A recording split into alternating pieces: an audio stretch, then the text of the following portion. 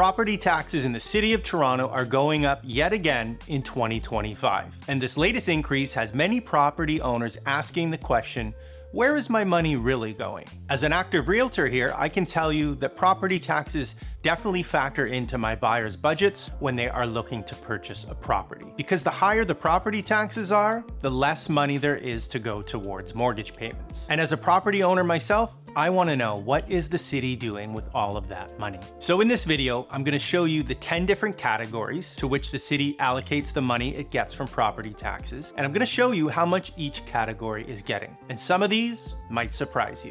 My name is Jason Bondy-Sawyer. I've been a realtor in the city of Toronto since 2006. And I make educational videos like this one here to help buyers and sellers navigate the Toronto real estate market. If you want to book a call with me to discuss your real estate plans, you can do so using that first link down in the description. If you find this video valuable, please go ahead and hit the like button and subscribe to our channel so that you don't miss any of our videos in the future. Okay, let's get into it.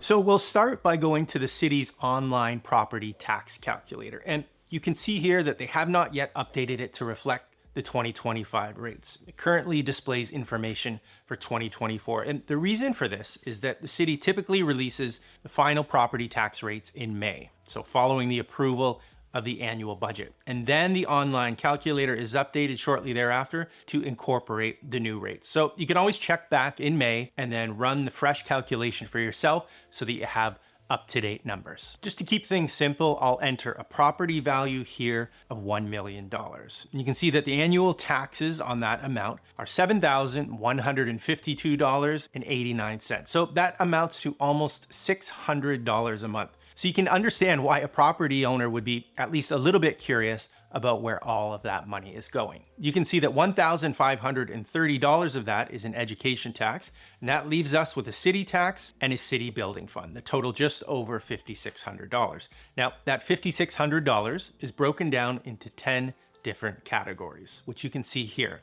Let's go ahead and take a closer look. Number one, capital investments and corporate financing. So this is the category where the majority of your money is going. So over $1,000 of that $7,000 annual tax bill is going here, which amounts to just over 14% of the total. Okay, so what exactly is this money going to? Well, this funds large-scale infrastructure projects and long-term city improvements. So for example, road repairs, public facility upgrades, and debt payments for past projects. In the number two spot, we have police services, and you can see it's a very close second there, and it amounts to just under 14% of the total. So this money here goes towards salaries and equipment for officers, crime prevention and investigation, 911 emergency response, and community policing initiatives. At number three, we have transit, and this comes in at just under 11% of the total. This money goes towards supporting TTC operations and infrastructure, maintenance, service improvements, and new subway/bus projects, and helping to subsidize transit fares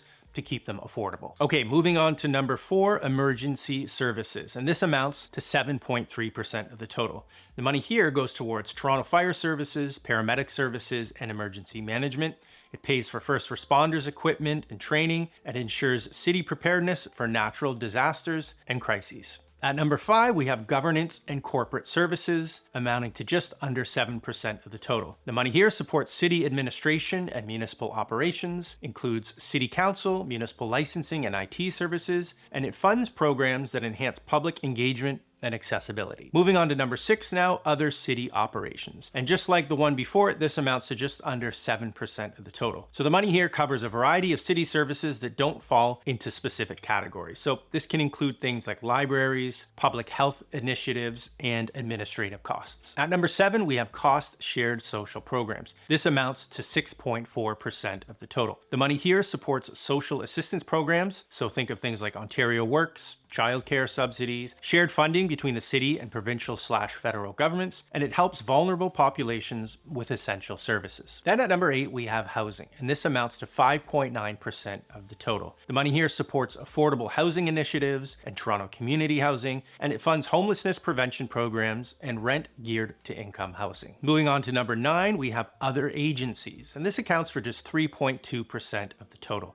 And the money here funds organizations like the Toronto Public Library, Toronto Zoo, and Exhibition Place. And it supports arts, culture, and tourism related services. And then finally, at number 10, we have transportation services, representing just 2.9% of the total money spent. Now, the money here covers road maintenance, snow removal, cycling lanes, and traffic safety, and it ensures safe and efficient movement of vehicles, cyclists, and pedestrians. So there you have it. Now listen, if you're thinking of making a move and you want to connect with an experienced professional who can help you create an action plan for doing that, book a call with me using that first link down in the description. Over here are a couple of other videos you're going to want to take a look at, and over here is a link to subscribe to this channel. That's it for now, and I'll see you next time.